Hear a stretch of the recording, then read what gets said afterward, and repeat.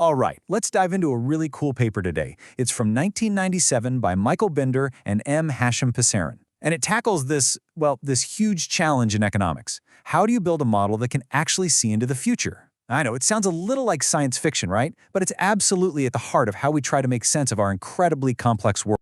So you might be asking, why does this even matter? Well, let's start with a really big, practical question. You've got the economy, this massive, sprawling, interconnected system, right? What happens when something completely out of the blue hits it? I mean, think about it. Let's say the central bank just hikes interest rates way more than anyone saw coming. What happens next? What does that do to businesses, to your savings, to the housing market? Or, take a totally different kind of shock, like a sudden crisis that just wrecks global supply chains. How on earth do you even begin to forecast those ripple effects? The ones that hit prices, production, jobs, all over the world. Yeah, answering these kinds of questions, it takes some seriously clever tools. And that right there brings us to what you could call the forecaster's dilemma. Because before this paper came along, economists were staring at a really deep, kind of tricky mathematical puzzle when they tried to model these forward-looking scenarios. So, the heart of the puzzle is in this specific kind of model called a rational expectations model. Now, the key idea here is that the agents in the economy, and that's just the fancy word for all of us, people, companies, governments, we aren't just reacting to what's already happened. We're constantly looking ahead, trying to predict the future, and then we act on those predictions right now, today. Okay, so take a look at this equation here. It's straight from the paper. That little y subscript t thing, that basically just means what's happening right now.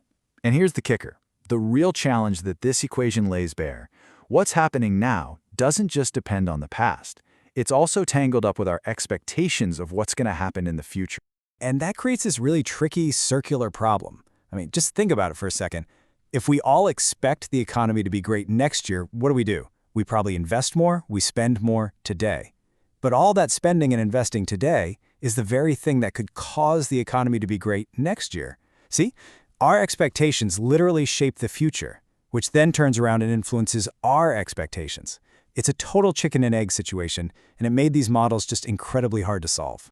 So, how do you solve a puzzle that's tied up in a knot like that? Well, this is where Binder and Pesaran's work comes in. They basically found a key to unlock time.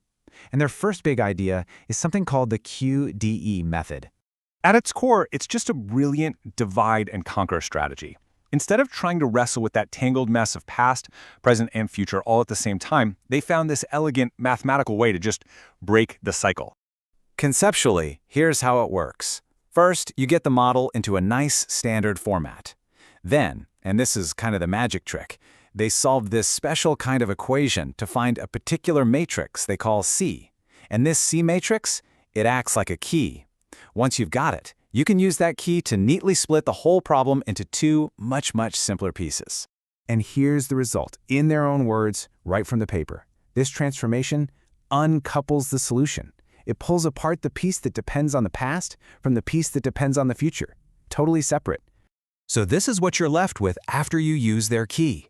The problem is now split into these two totally separate manageable chunks. You've got a backward-looking part, which is easy enough. You just solve it by starting in the past and moving forward. But then you have this forward-looking part. And get this, it's a little counterintuitive. You actually solve it by starting way out in the distant future and working your way backward to today. Just like that, the puzzle is unlocked. Okay, but look, having an elegant theory is one thing, right? Making it actually work on massive, messy, real-world problems, that's a whole different ballgame. And that brings us to the paper's second huge contribution, a faster path forward. So this brings up a really practical question. The QDE method is super elegant, for sure, but what happens when your model is just huge? We're talking hundreds of variables. How do you actually compute the answer without needing a supercomputer chugging away for weeks? The authors knew they needed something that wasn't just elegant, but was built for pure, raw speed. And that's where their second tool comes in. The paper also introduces a purely computational approach called the fully recursive method. And just like the name says, it's designed to be fast, simple to code up, and just churn through the calculations.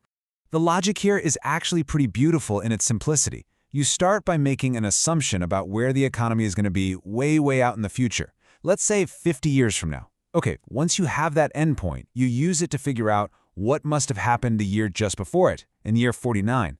Then you use year 49 to solve for year 48, and you just keep on stepping backward, one period at a time, until, boom, you're right back here at today. So what we have here are two different tools for basically the same job. You can think of the QDE method like the architect's blueprint. It's perfect for understanding the deep structure, the fundamental nature of the solution. Is there one answer or are there many? The fully recursive method, though, that's the high-speed assembly line. That's the practical get-it-done tool you use to actually build the forecast, and build it fast. All right, so we've been digging into some pretty clever math here. But why does any of this actually matter? What's the real-world impact of a breakthrough like this? Well, what does a breakthrough like this really open up? For starters, it means economists can build much bigger, much more realistic models of the economy. Because these methods are just so much faster, they can suddenly tackle these incredibly complex problems that were frankly just impossible to even try before. And all of this leads to better analysis of, well, everything, from new government policies to those big economic shocks we started with. And really, here's the bottom line. This is not just some academic exercise. Better models mean better tools, and those tools give policymakers at central banks or business leaders making huge investment decisions a much clearer lens to look through when they're trying to navigate our complex and, let's be honest, uncertain economic future.